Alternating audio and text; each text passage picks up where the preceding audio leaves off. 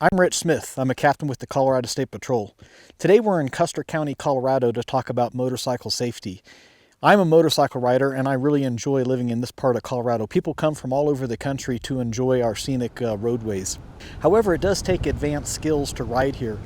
We'll have a link at the end of the video to a map that shows you the different skill levels of the highways in this area. I've talked to several riders who have crashed, and one thing that they have in common is they had a basic training, and before you ride in the mountains of Colorado, you probably need the advanced training. One other factor that's important for your survival and enjoyment of riding in Colorado is avoiding the use of drugs or alcohol. And when you get out here and you're riding at the peak of your motorcycle's ability or your own personal skill level, you cannot afford to be impaired even to the slightest degree by alcohol or marijuana or even prescription drugs. I'm Corporal Eric Zacharias with the Colorado State Patrol. I'd like to talk to you a little bit about motorcycle safety. I'm at the scene of Highway 165, which is a very popular motorcycle route here in Custer County, Colorado. Now, I've spent 13 years with the State Patrol's Vehicular Crimes Unit prior to promoting to the position of corporal, where I responded to nothing but fatal and felony crashes. So I've been to quite a few motorcycle fatals. And I'd like to talk to you, not just as a trooper, but as a person who has spent 25 years riding and road racing motorcycle. I want to talk to you about things such as proper braking, counter steering, and target fixation. Hopefully these things that can keep you alive and prevent you from crashing. Now, I'm here at milepost 4, which happens to be a fatal crash hot zone for us here in Custer County. This curve that you can see behind me has been the scene of at least 2 motorcycle fatals in the last several years. And that's because these motorcyclists are trying to negotiate this curve at a rate of speed that is either greater than their motorcycles can handle or than their abilities allow them to. Now, one of the first problems that we see is a lack of steering on these motorcyclists' part. You need to understand how counter steering works. And counter steering is a counterintuitive process by which, if I need to steer to the left, I'm going to push the handlebar on the left forward. I'm going to be turning my front wheel to the right, and then my motorcycle is just going to start turning in to the left. Obviously, if I'm going to take a right-hand curve, I would push the right handlebar forward, which turns the front wheel to the left, which then turns that motorcycle into the right. One of the other problems we see is improper braking. I don't know how many times I've gone to the scene of a fatal motorcycle crash and seen that the person has not tried using their front brake at all. They've tried to slow themselves down using their rear brake, which is not going to stop them properly. At 50 miles an hour, if you are only using your rear brake, you're going to come to a stop in 278 feet. Conversely, if you use your front brake only, you'll cut that stopping distance down to 120 feet. And if you know how to brake properly using both the front and rear brakes, you're going to come to a stop in 105 feet. Those distances obviously slow you down greater, but those distances could be the difference between you crashing and you negotiating a curve or avoiding a hazard. One of the other issues that we see is target fixation.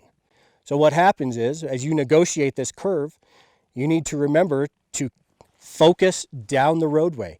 Don't worry about the embankment. Trust yourself, trust your abilities, and trust the motorcycle is going to negotiate that curve. Once you reach this exit of the curve, you should be able to find a spot ahead on the roadway that you can fix your gaze upon, and you're naturally going to steer in that direction.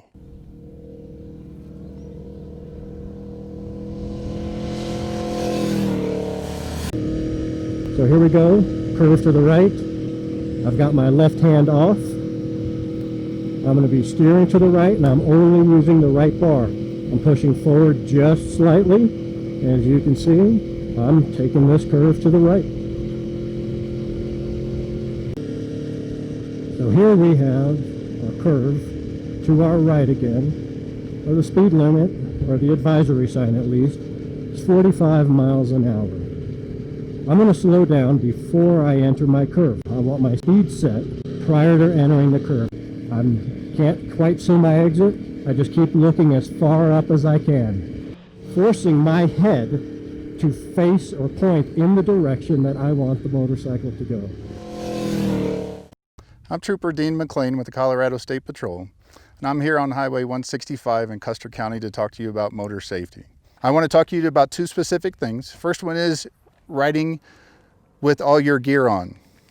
And when I say gear, preferably a Snell or DOT approved helmet and riding gear. Riding gear includes gloves that cover your fingers, a jacket, boots that cover your ankles, and some type of abrasion resistant pants that you wear, preferably denim or leather. Armor always helps. If you do go down, the armor can help you survive injuries that would otherwise affect your life.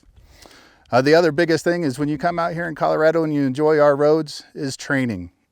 The roads here in Colorado do require a certain level of experience and training on these roads.